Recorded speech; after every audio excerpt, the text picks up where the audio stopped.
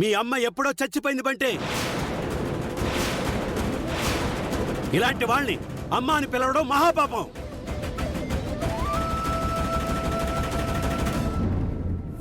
సూర్య, ఇదంతా నా కోసం చేశారు. రూపరాజుల్ని క్షమించు. నీకంతగా కోపం ఉంటే నన్ను కాల్చు సూర్య. నాన్నా, మిమ్మల్ని మోసం చేసి తప్పు చేశాను. నా కొడుకుని బాధ పెట్టి వాడికి అన్యాయం చేశాను. నాకు బతికే అర్హత లేదు. ఎలాగో నేను చనిపోయాను అనుకున్నారు కాబట్టి ఆ మాటని నిజం చేయండి నాన్న. నన్ను కాల్చండి నాన్న.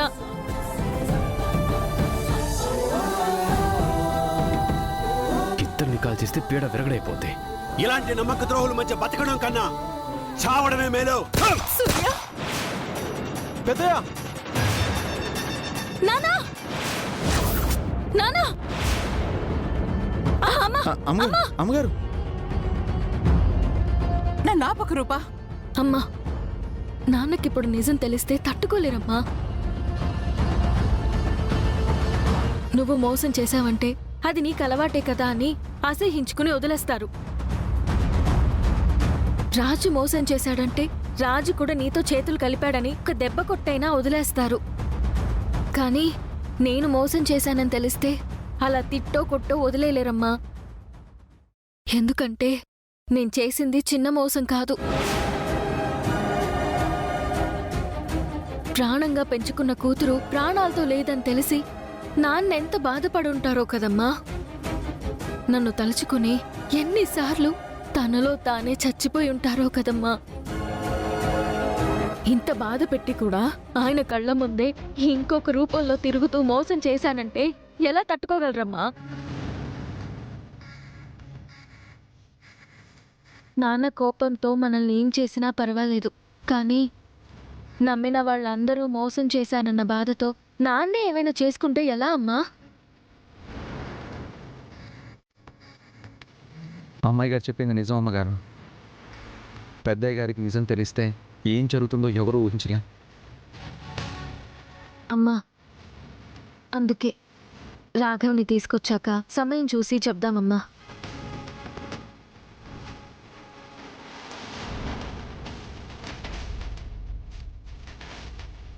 సరే అమ్మగారు, రాఘవన్ రప్పించడానికి సాయశక్తిలో ప్రయత్నిస్తున్నాం. ఆ విజయాంబిక దీపక్లో రాఘవన్ ఆనంద్కి అప్పగిస్తారని నమ్మకం ఉంది. ఈ లోకంలో ఎవరినైనా నమ్మచ్చు, కానీ ఆ విజయాంబికని మాత్రం నమ్మలేం రాజు. ఒక పక్క సూర్య 2 పెళ్ళిళ్ళు జరిపిస్తానంటున్నాడు. పెళ్లి తంతులు మొదలు పెట్టాలని చెప్పాడు. రూప ఆనందుల పెళ్ళైతే ఆనంద్ ఆపుతాడు. మరి ఆ అమ్మాయితో నీ పెళ్లి ఎవరు ఆపుతారు రాజు? అమ్మగారు, మా నాన్నని చూపిస్తే గాని పెళ్లి పీటల మీద కూర్చోనని వాళ్ళకి క్లియర్గా చెప్పాను. వాళ్ళు కూడా పెళ్లి తంతు స్టార్ట్ అయ్యే లోపే మా నాన్నని చూపిస్తామని కాన్ఫిడెంట్గా చెప్పారు. వాళ్ళకి మా నాన్న కంటే ఈ ఆస్తి ముఖ్యం అమ్మగారు. ఈ ఆస్తి కోసమైనా మా నాన్నని నాకు చూపిస్తారు. అది కూడా పెళ్లి తంతు మొదలయ్యే లోపే చూపిస్తారు. అమ్మా, అప్పటి వరకు వెయిట్ చేద్దామమ్మా. అవునమ్మగారు.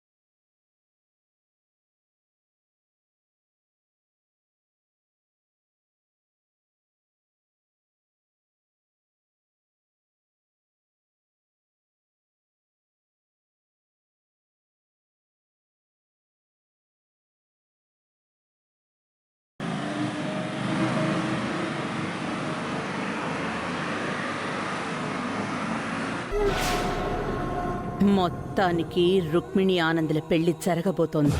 ఆ వచ్చిన అమ్మాయితో రాజు పెళ్లి కూడా జరగబోతోందిరా. అవును మమ్మీ, 2 పెళ్లిళ్ళు ఒకే ముహూర్తాన జరగబోతున్నాయి మమ్మీ. 2 కాదు, ఒక పెళ్ళే జరుగుతుంది.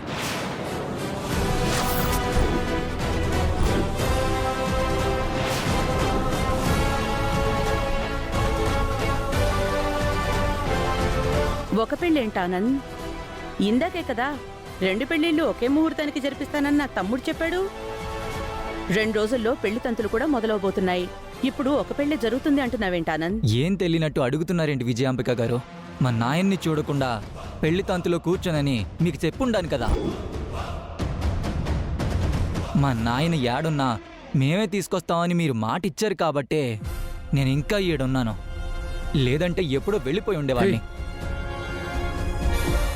పెళ్లి తంతు మొదలవుతున్నా కూడా మీకేమి పట్టనట్టు ఇంకా ఇంటి పట్టునే కూర్చున్నారు. ఆహా, అలా ఏం లేదు ఆనంద్. మేము మీ నాన్న కోసమే ప్రయత్నిస్తున్నాం. లేదండి, మీ మీద నాకు నమ్మకం పోయిండాది. ఇక్కడ నేను ఉండడం కరెక్ట్ కాదు. ఆ రాఘవ్ గాడు ఎక్కడున్నాడో జీవన్ గాడు చెప్పడు. రాఘవం చూపించకపోతే వీడాగడు. వీడాగకపోతే ఆస్తి దక్కడం కలగానే ఉండిపోతుంది. నేను వెళ్ళిపోతా ఉండా. ఆనంద్, పెళ్లి తంతులు స్టార్ట్ అయ్యేలోపు చూపించమన్నావు కదా. ఈలోపు మీ నాయన్ని చూపిస్తాం.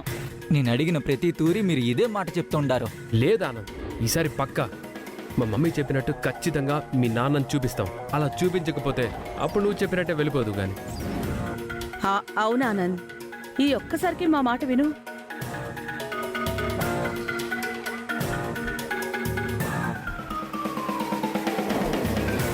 సరే, ఈ తూరికి మీ మాట వింటాను. ఈ తూరి మిస్ అయిందంటే మాత్రం మళ్ళీ జన్మలో మిమ్మల్ని నమ్మా. ఆ జీవన్ని కలుద్దాం పద మమ్మీ. రాఘవని చూపించకపోతే ఆనంద్ మన మాట నమ్మేలా లేడు. మనకి దక్కాల్సిన ఆస్తి కూడా మనకి దక్కేలా లేదు. అవునరా, పద వెళ్దాం.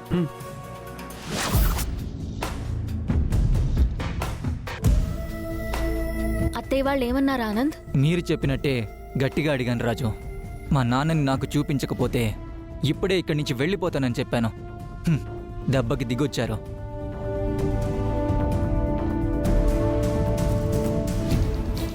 పెళ్లి తంతు స్టార్ట్ అయ్యే లోపు మా నాన్నని నాకు చూపిస్తామని మాటిచ్చారు.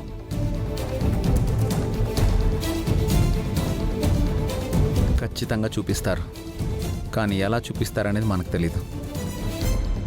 ముందు రాఘవ్ ఎక్కడున్నాడో తెలుసుకుందాం. ఆ తర్వాత ఏం చేయాలో ఆలోచిద్దాం.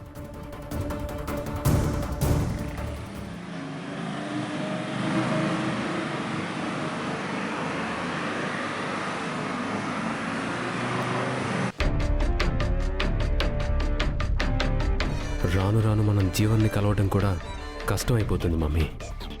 ఎలా అయినా ఈ రోజు ఆ రాఘవ ఎక్కడున్నాడో తెలుసుకోవాలి మమ్మీ. రాఘవ ఎక్కడున్నాడో జీవన్ చెప్తాడు దీపక్. ఎందుకంటే జీవన్ బయటికి రావడానికి మనం తప్ప వాడికి వేరే దిక్కు లేదు. మళ్ళీ ఎందుకు వచ్చారో?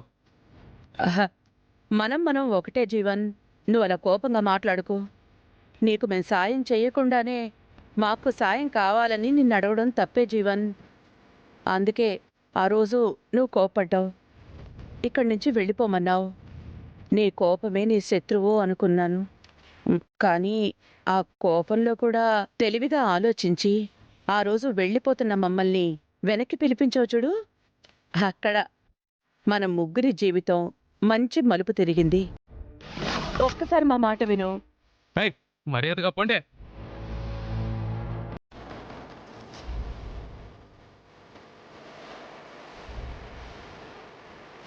ఆగండి.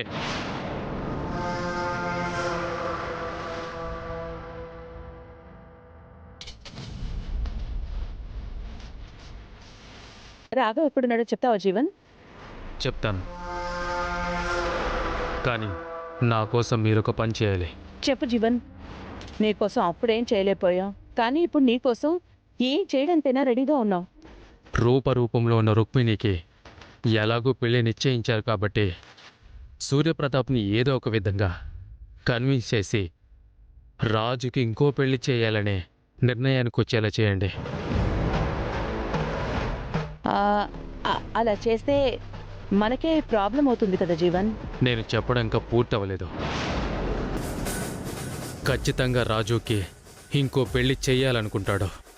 రాజు కోసం కాకపోయినా రాజు బిడ్డ కోసమైనా రాజుకి ఇంకో పెళ్లి చేయాలనుకుంటాడు. ఇప్పుడు మీరు చేయాల్సిందల్లా సూర్యప్రతాప్ మైండ్లో రాజుకి రెండో పెళ్లి చేయాలనే ఆలోచన పుట్టించడం మాత్రమే. బంటిని చూసుకోవడానికి ఒక అమ్మ కావాలి. బంటికి మాత్రమే అమ్మగా ఉండాలంటే సమాజం ఒప్పుకోదు. కాబట్టి మా రాజుకి పెళ్లి చేద్దాం అనుకుంటున్నాను. అదేంటి దీపక్, జీవన్ చెప్పినట్టు రాజుకి పెళ్లి చేద్దామన్న ఆలోచన మీ మావయ్య మనసులో కలుగజేద్దామన్న ఆలోచన కంటే ముందే మీ మావయ్యే ఆలోచన బయటపెట్టాడు. మనకు కావాల్సింది కూడా ఆలోచనే కదా మమ్మీ. నాకు తెలిసిన ఒక అమ్మాయి ఉంది. నా కోసం ఏమైనా చేయగల అమ్మాయి పేరు దీప్తి. అయ్యా, మీరు చెప్పినట్టు నాకు తెలిసిన ఒక అమ్మాయి ఉంది. అమ్మాయి పేరు కీర్తి. తనకి అయిన వాళ్ళు ఎవ్వరూ లేరు. తను ఒక అనాథ.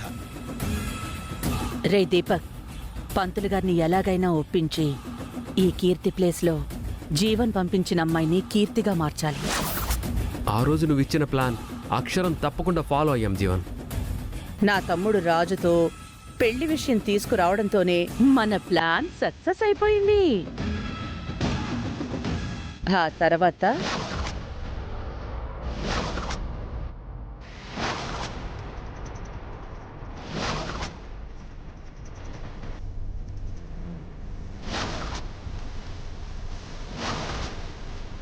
ఏంటి విజయాంబిక గారు ఇలా అడ్డం వచ్చారు? మీరు మాకు సాయం చేయాలి పంతులు గారు. మీరు చెప్పిన అమ్మాయి ప్లేస్లో మేము చెప్పే అమ్మాయిని తీసుకురావాలి. మేం చెప్పిన అమ్మాయిని మీరు చెప్పిన అమ్మాయిగా మా తమ్ముడికి పరిచయం చేయాలి. అదెలా కుదురుతుంది విజయాంబిక గారు? ఉద్దరాలి బంతులు గారు. మీరు చెప్పినట్టు నేనెందుకు చెయ్యాలి? అసలే ఆ అమ్మాయి అయిన వాళ్ళందరినీ కోల్పోయి అనాథలా ఉంటుంది. దయచేసి ఆ అమ్మాయికి అన్యాయం చేయకండి. మేం చెప్పినట్టు వినకపోతే మీ అమ్మాయి కూడా అయిన వాళ్ళందరినీ కోల్పోయి అనాథ అవుతుంది పంతులు గారు. అది మీకు ఓకేనా? ఈ విషయం సూర్యప్రతాప్ గారికి తెలిస్తే నన్ను ప్రాణాలతో ఉండనివ్వరు. మీరు పని చేయకపోతే మేం కూడా నిన్ను ప్రాణాలతో ఉండనివ్వం.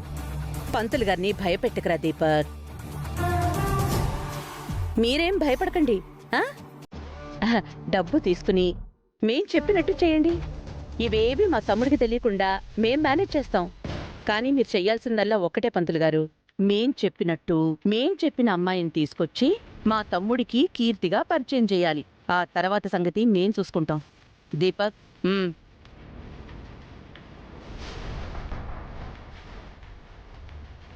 అలాగే విజయాంబిక గారు.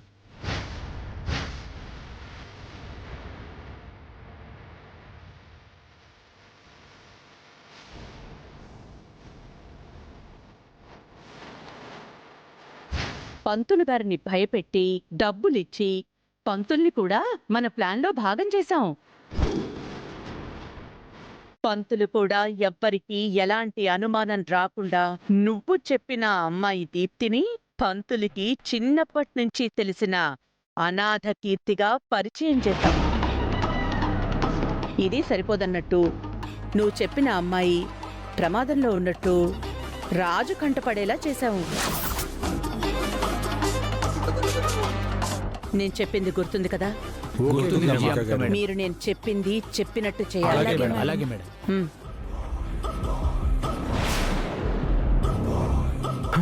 మమ్మీ కార్ వస్తుంది మమ్మీ. కీర్తి, ఇక నీ పనే స్టార్ట్ చేయి. కాపాడండి, కాపాడండి, కాపాడండి. వెళ్ళండి రా. వెళ్ళండి.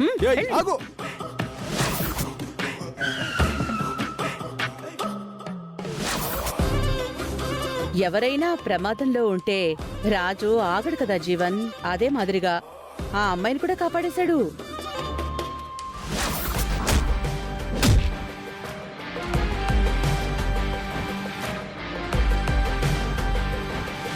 రాజుకి ఆ అమ్మాయికి మధ్య ఏదో సంబంధం ఉన్నట్టు న్యూస్ బయటికొచ్చేలా చేశాం. పోలీసులు, ఇప్పుడు మీ పని. వెళ్ళండి, వెళ్ళండి.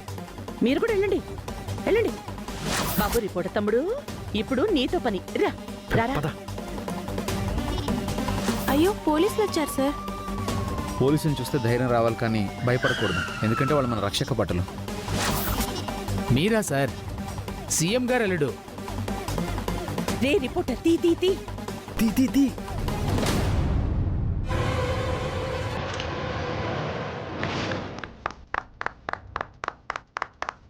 మీకిచ్చిన పాత్రలు మీరు సూపర్గా పండించారు. నిండా ఆ రాజుకి మీరెప్పుడూ కనబడకూడదు. పొరపాటున కనబడినా మా పేర్లు బయటికి చెప్పకూడదు.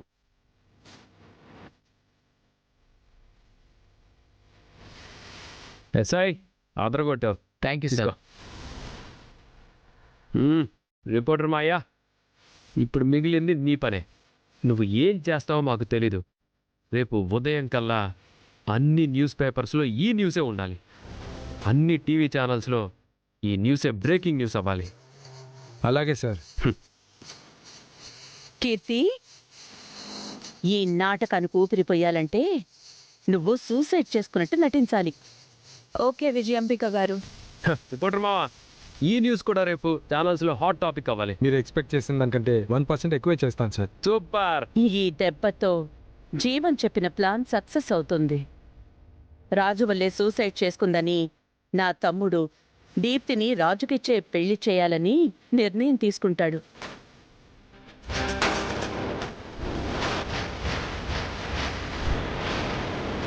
రాజు,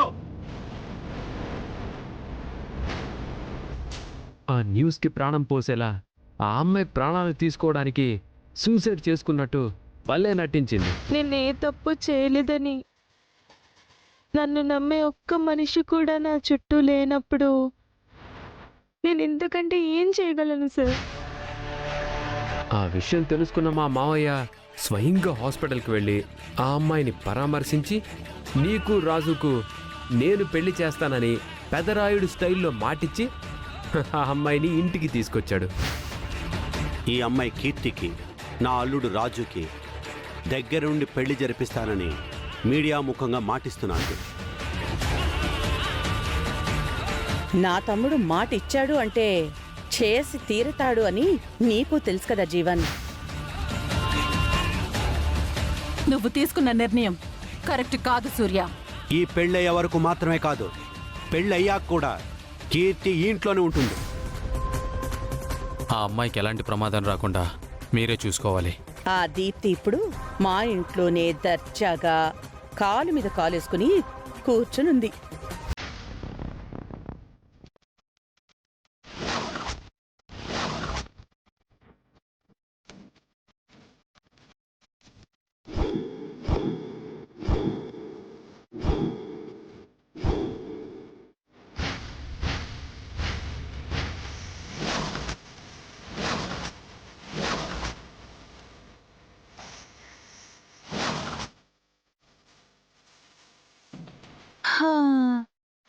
పెగ్గేసి ఎన్ని రోజులైందో.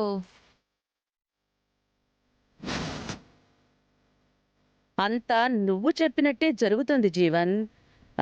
కానీ ఆ రాఘవ కొడుకు మా నాన్న ఎక్కడా అని మా ప్రాణాలు తీసేస్తున్నాడు. వాళ్ళ నాన్న ఎక్కడున్నాడో చెప్పకపోతే వాడు మధ్యలోనే వెళ్ళిపోతాడు.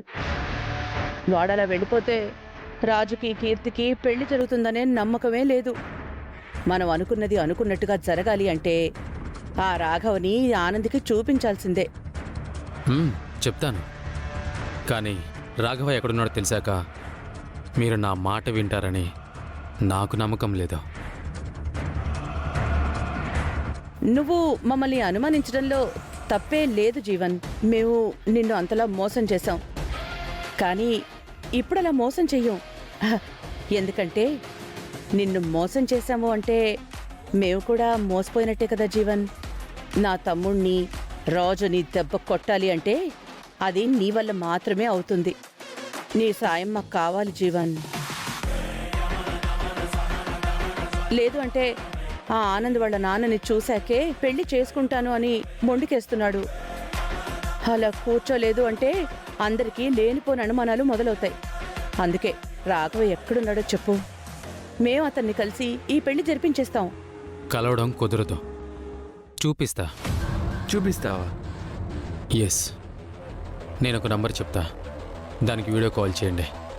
రాఘవ కనిపిస్తాడు, మీ ప్రాబ్లం సాల్వ్ అవుతుంది.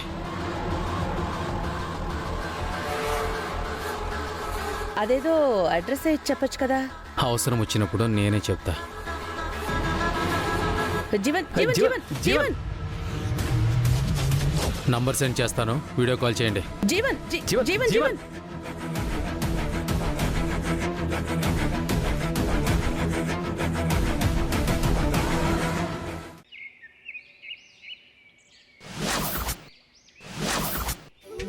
నమస్కారం అండి. నమస్కారం, కూర్చోండి పంతులు గారు. చంద్ర, సుమా, అమ్మాయి అబ్బాయిని తీసుకురండి. అయ్యా, కీర్తి విషయంలో మీరు తీసుకున్న నిర్ణయమే కీర్తిని బతికించింది.